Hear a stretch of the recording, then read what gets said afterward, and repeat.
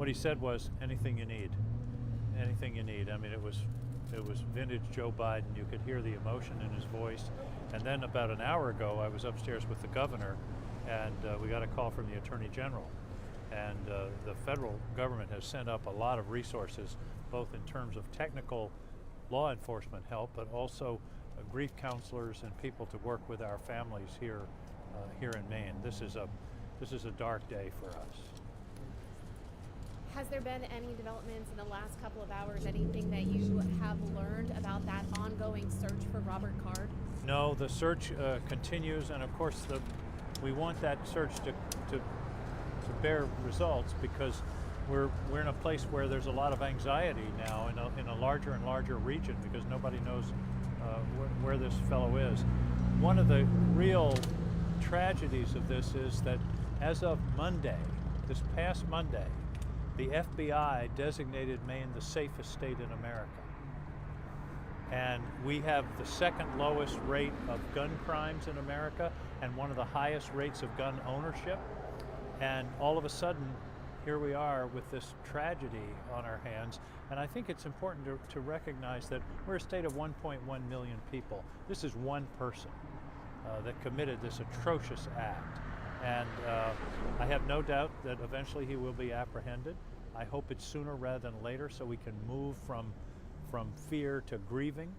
And the important thing now is to understand the pain that is with these families in the Lewiston, Auburn area. Do you question with his history of mental health? Told me that she had spoken with the DOJ and the Attorney General as well. Have you spoken with them at all? Yeah, oh yeah. I talked to the Attorney General himself about an hour ago. Oh yeah. He called and offered whatever resources, and the resources that they'll be providing are both technical law enforcement resources, but also they're moving grief counselors and people to work with the families that will be here this afternoon. So yeah, the Attorney General called directly, and the federal government is very, very much engaged in this entire matter, from the finding the perpetrator to comforting the grieving families. Do you question with the history of mental health that he has, how he was able to be in possession of a weapon that he was? Well, there's so much we don't know. He may have had that weapon for 10 years. We don't know. We don't know. We're going to find out a lot later, hopefully, about the weapon, what equipment he had with it. For example, I believe one of the real problems in these situations is what's called large capacity magazines, where a shooter doesn't have to reload. And I think that's one of the most dangerous parts of this kind of situation. In terms of the mental health issues, we've heard, it hasn't been verified, but it's been discussed in the press that he had mental health issues. But whether the question is, when did he acquire the gun? If he acquired the gun 10 years ago when he was healthy and in the Army or in the Army Reserves, that's different than if he had the mental health issues and then went and got a gun. We don't know the answer to that yet. We've got to find that out. And how paralyzing for these communities right now? Paralyzing is a good word. I mean, you see how little traffic there is here. Schools are closed. Events are being canceled all over the state. Bowdoin and Bates colleges are both in lockdown.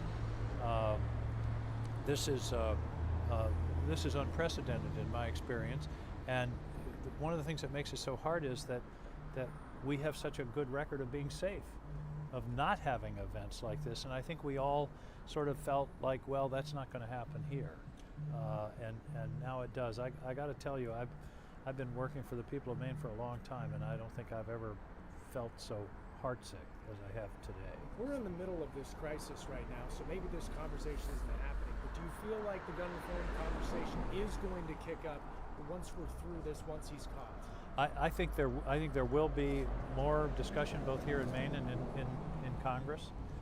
As you know, the tragedy in Texas at the school, we passed the first significant gun legislation in 25 years as a result of that, when some of the Republican senators who'd been reluctant came to the table and said, we've got to do something about this. So I'm hopeful that this will, I mean, it's awful to have an event like this. On the other hand, if it provokes further action that will make people safer in the future, at least that's something that we can hold on to. Is that conversation more difficult in a state like Maine, in a state where hunting and things like that Yes, is so it is, prevalent? because we've, as I say, we have one of the highest percentages of gun ownership in the country and the lowest level of gun violence. So we've demonstrated over 100 years or more that people in Maine know how to handle guns safely. And that's why this just came out of the blue. And I said to one of the, did some national press a few minutes ago and said, look, don't make us look like the Wild West. This is an aberration.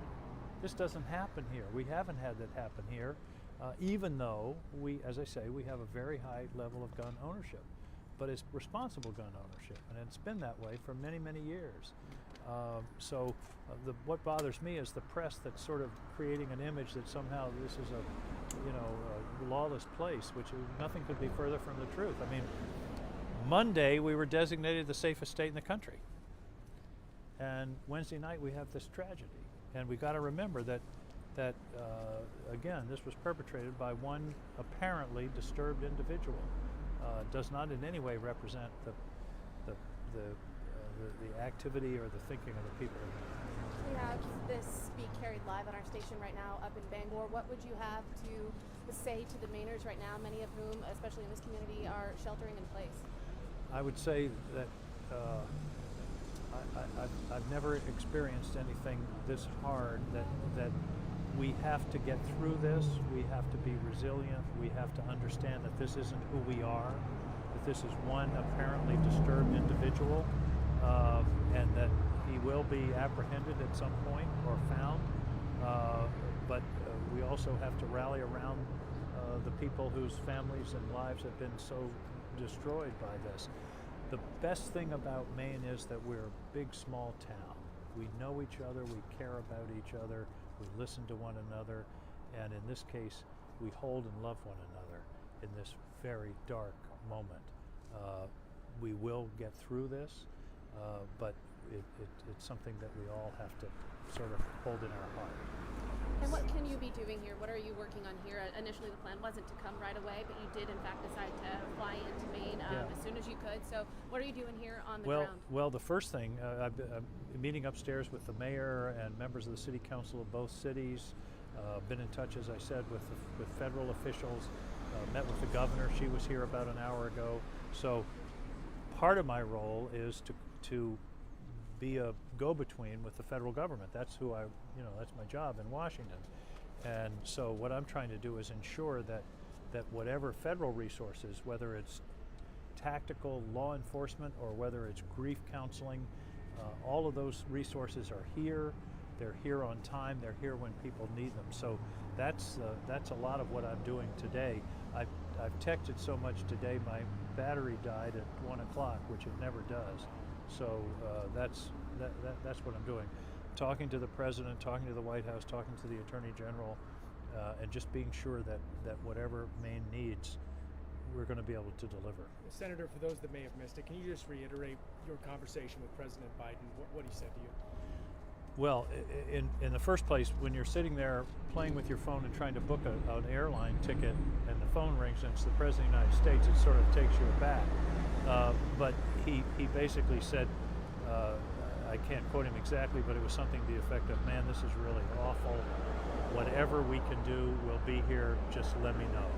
And we talked for a few minutes, and he was just up here about 2 months ago in Auburn, of all places. And he was very warm, and he's a guy that knows tragedy, and it was very genuine. I mean, I was really moved by the conversation. Sorry, it sounds Is like we're all Councilor getting it at Leroy once Walker here. here? Is Councilor Leroy Walker here? I don't know. There are a couple of counselors, but I don't know who's here. Can we go inside and check? I don't think so. I think it's locked up. Public safety alert. Sending shelter in place. Public safety. orders, Shelter in place. Northern Saginaw. Ag- Just make sure your home's in All right, vehicles. we're in Androscoggin County, guys, and it says shelter in place. That means, I guess we better skedaddle. It's pretty frightening to have that coming out, huh? Yeah, that alarm came off just while we were talking, a shelter-in-place alarm, and we're talking about a very dangerous person who's highly armed. I think everybody has been saying if you see or hear about this person, don't approach them.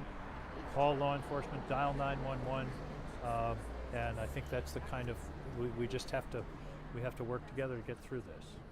Thank you all very much. Can Senator, I was late. I'm sorry.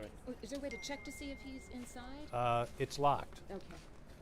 Your initial reaction when you heard this, obviously coming from Maine. Sick. I was sick. I was heartbroken. I've never experienced anything like this. I've lived through the ice storm. I've lived through some crises. I've lived through people lost in the woods, but something like this is something I never thought I'd have to live with.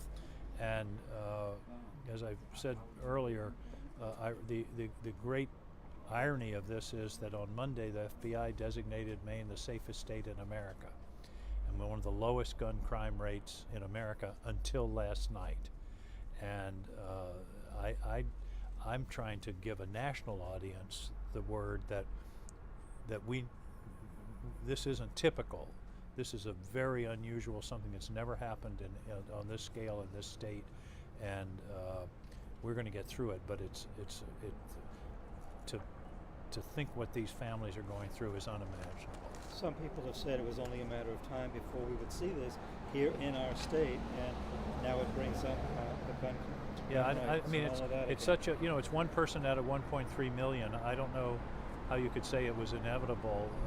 This is we don't know yet what triggered this, what this guy was all about, what his background. We're hearing a lot of rumors, but I'd prefer to wait and see what the facts are. But we know what's going to trigger the debate about gun Of course, control. yeah, and that's as it should be. Let's have that discussion. Is there any specific? Yeah, well, there are two technical issues that I think we need to address. One is high capacity magazines, and the other is something called bump stocks, which makes a regular semi-automatic rifle into an automatic. And both of those things I think we need to address and should and could, and that would go a long way toward diminishing the violence of these kinds of attacks. We do have an alert, Thank guys. you, So Senator. thank you. Yeah. Thank you, sir. Yeah. Okay. Yeah. I don't think we can get back in, but we can go around. Yeah, follow me. I may try to Gail. ring the bells. My No, it's car's all right. right. We don't need to get back. Yeah, my car's right here. Okay. Yeah. Thanks, everybody. Thank you. Thank you, Senator. Oh, sorry. Thank you, I I've appreciate done it. this more than How in the world you knew what I was asking? You knew exactly what I was asking. I You're a once got all smart the way to man. speaking. Thank you.